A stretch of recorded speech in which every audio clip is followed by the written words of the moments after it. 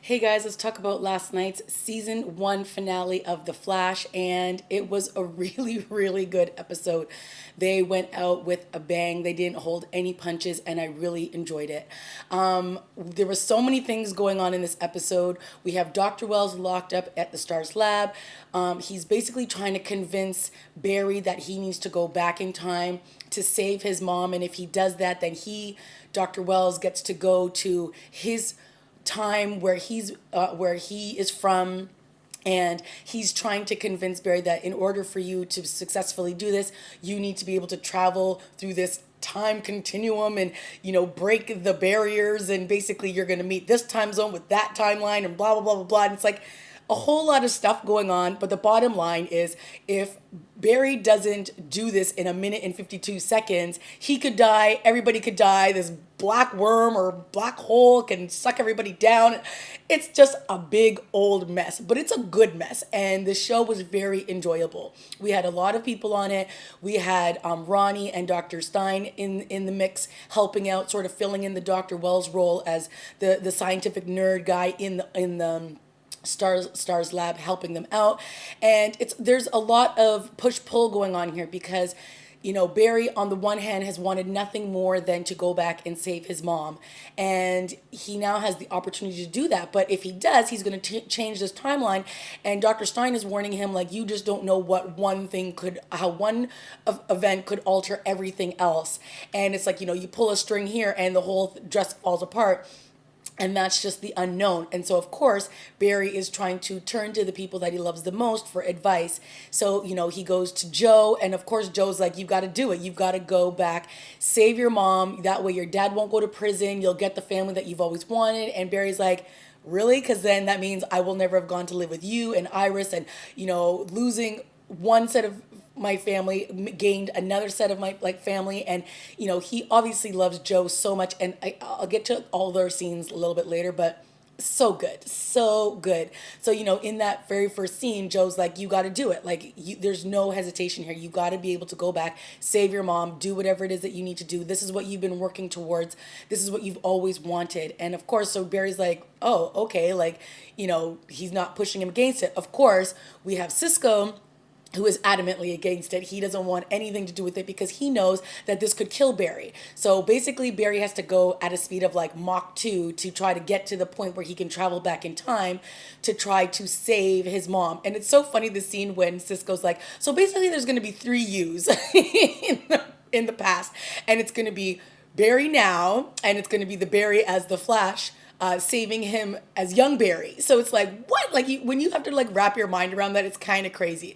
So he's basically like, okay, you can't do anything until, the past you saves you, the young you, and then you can then go in and save your mom. And it's like, oh my gosh, like my head is just so scrambled in that moment. So we had some really great scenes. We had some really great scenes between Iris and Barry as well, when she sees him up on the roof, and she basically says to him, what are you going to do? What's your decision? And he's struggling with it, and she says, you have to do what is best for you. You got to stop thinking about everybody else and just do what's best for you. And he says, like, some of the best moments in my life were with you and your dad. And she even brings up, do you think that you living with me altered how, like, this relationship, because that's how this relationship didn't work out? And he's like, maybe because, like, being with you every day, it made it so hard for me to tell you my true feelings. And then you fell in love with Eddie. So, maybe that did play a little bit into why they didn't ultimately end up getting together. But at the end of the day, this is all about his mom and getting his family back. So she's like, with this, like, the tears coming down her face, it was a great scene. And she's just like, you've got to do what's best for you. And pretty much I'm going to just support any decision that you make. So that was just a great scene. And I really, really like that. And then, of course, we have Dr. Wells just being so sinister in that room. And, when he's talking back to Barry, he's like, oh, I thought it would take you an hour longer than what it took you, or an hour less, to come back to me with your decision. And he's basically trying to explain to him what this is going to involve, and that he's going to have to go at such and such a speed, and he only has a minute and 52 seconds to be able to do it. Or I think maybe is it Dr. Stein that tells him that? I can't remember, but he's pretty much saying, if you don't do this, you will die, if you don't reach the certain speed and blah, blah, blah, blah, blah. And he's telling him that, once you do this, he's going to time travel back to his time and everything's going to be great. It's like, oh, except for that there's like this black worm and that there's, all these things that could ultimately destroy Central City. So, there's a lot at stake here. And so all the scenes, like, I really did enjoy the scenes with Cisco. Now, the scenes with Cisco and Dr. Wells, I thought were really good. So, of course, Cisco has, had all these visions and these dreams about Dr. Wells killing him. And in my mind, I kept saying, like, why is he the only one? How come Iris doesn't remember her basically telling Barry that she loved him when, he was trying to save everybody from the tsunami? And so it's revealed in this episode that when the particle accelerator exploded, this affected Cisco. And we don't know to what extent, but he basically has the ability to see things. So when Dr. Wells explains this to him, so when Cisco is basically telling him, I know that you tried to kill me, and Dr. Wells is like, what are you talking about? He's like, yeah, you basically put your hand in my chest and crushed my heart. And Dr. Wells seems a little surprised at this. And then he then says, this obviously explains that you were affected by the particle accelerator when it exploded, and just know that you were given this power out of love. And it was just like, oh, this scene was just so good. And, because like we remember in the flashbacks, Dr. Wells talked about Cisco like a son and thought of Cisco like a son. And, so the fact that he's ultimately giving him this power, and then he's like, just remember where this power came from. And it's just like, oh my God, it was a real mind twist. And I really, really like that scene. So, even when Dr. Wells is talking to Barry and he's basically saying, I hate you in the future. And like, we are such good rivals. But he's like, I've grown to love you. Like, he's basically saying, I've grown to love you. And Barry's like, don't you say that to me. Like, you don't get to mention anything about me and like how much you care about me. And like, it was just all good stuff, because we have seen that. We have seen Dr. Wells become very fond of Barry, even though he's created somebody that he's ultimately going to have to kill in the future so that he can get back in time to his present, like, or to where he lives. It's just so complex and complicated, but it all works like in that weird kind of way. So all that stuff worked for me. And then we had Ronnie and Caitlin getting married and stuff. So that kind of just felt a little blah to me, because yes, he had proposed to her before the particle accelerator went all up in smoke, and he turned into, I always want to say the Burning Man, but I know that is not his name, and I cannot remember his name, but he is obviously linked with Dr. Stein, and so he is going to now fulfill that commitment with Caitlin, and he is going to become her husband. So that moment happens, and it's kind of like, it felt a little misplaced, but fine, it is what it is. Her and Ronnie get married. Everybody's there to witness it, and that's it was fine, whatever.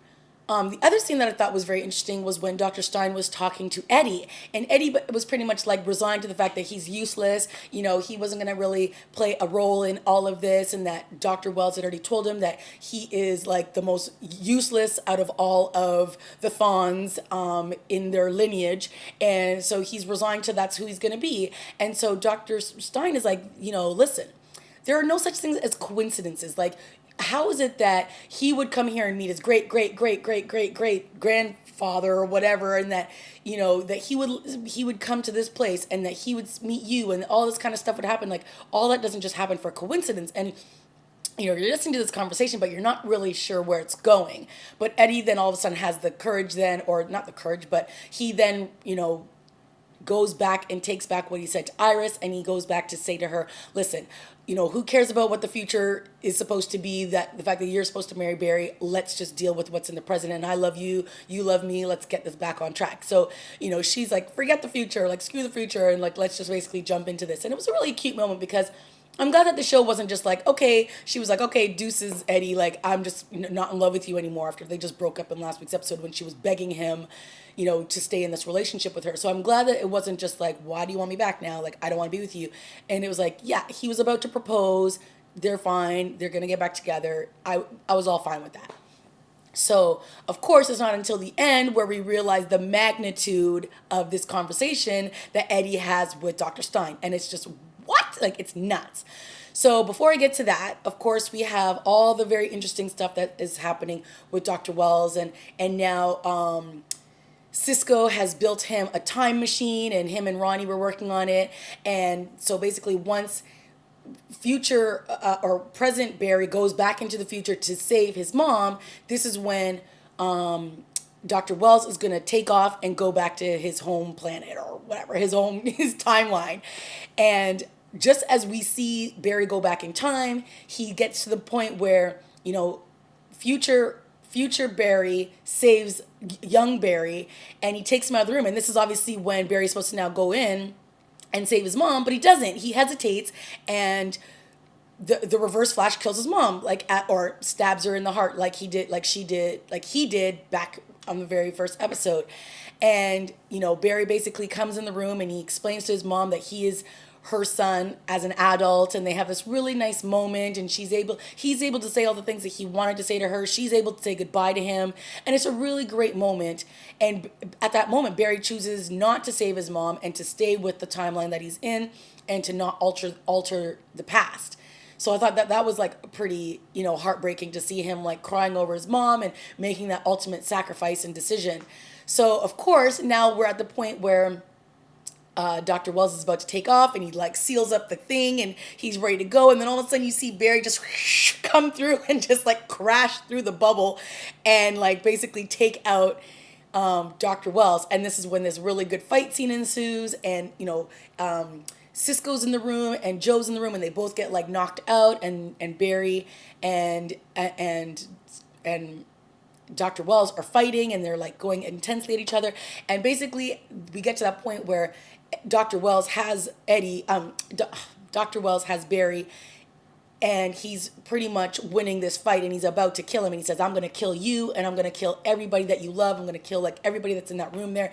And he lifts up his arm to just do like, stab him in the chest like he's done before. And then all of a sudden you hear this gunshot go off, and you're like, what? And Barry falls, and he falls, and then Eddie shoots himself, and clearly he's trying to kill the lineage that will ultimately bring us Dr. Wells, or Eobard Thawne. So he then, in that moment, makes that ultimate sacrifice and says there's no such things as coincidences, and he shoots himself to kill himself so that he will ultimately kill Eobard Thawne. And I was like, what? That was kind of sick. So you see Dr. Wells change, and it goes into who the original owner of the body is. And then he pretty much looks at Barry and he says, I've basically been controlling your life for all these years. What are you going to do without me? And then he just starts to like disintegrate, and he just falls to he just poofs and he's gone. And it looks like Eddie dies. And of course, Iris comes running into the room, screaming frantically. She can't believe what's just happened. Joe's screaming, like, what have you done? What have you done to Eddie? And he just made the ultimate sacrifice. And he said, all I ever wanted was to be your hero. And she's like, you are my hero. It was such a good scene. And he goes, that's all I ever wanted. And then he basically dies. And to me, I'm assuming that after this whole black hole worm thing then starts to suck up and destroy Central City, he goes up into there. And I have a feeling that this is now ultimately going to be how he turns into the Reverse Flash. And I feel like that's going to be like the ongoing nemesis of Barry, and it's actually going to be Eddie and not Eobard. So that's going to be very interesting as the season 2 picks up. So that was very, very, very good. That was a very, very good ending. So I just really I thought that all the stuff that they did with Dr. Wells, it didn't seem like a cheap, cop out. We've been building to this moment. We've been building to this head to head with Barry and him. And it felt real. It felt earned. And I like how it ended. And I like that there's sort of still that mystery. What is this going to mean for season 2? What are we in store for? I liked when Cisco basically, is in a place now where he doesn't know what this means. What does this mean that is he a metahuman? Is he what does his power really entail? It's just going to be fascinating to see where that goes. Cisco had some good little one-liners in this episode too, and I like that. And him telling Dr. Wells never come back here, just showing he's not afraid of him. I like that. All the stuff with Cisco and Joe, not Joe, sorry, Dr. Wells worked for me, because you did get that sort of father-son bonding in those scenes with them, because Dr. Wells had so much respect for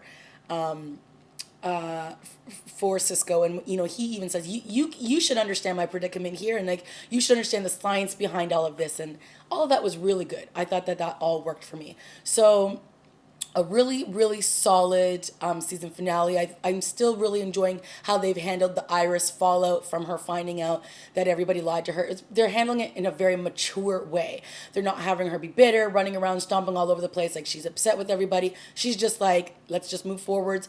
I'm helping out with the team. I know what's going on. I'm going to be there for my best friend.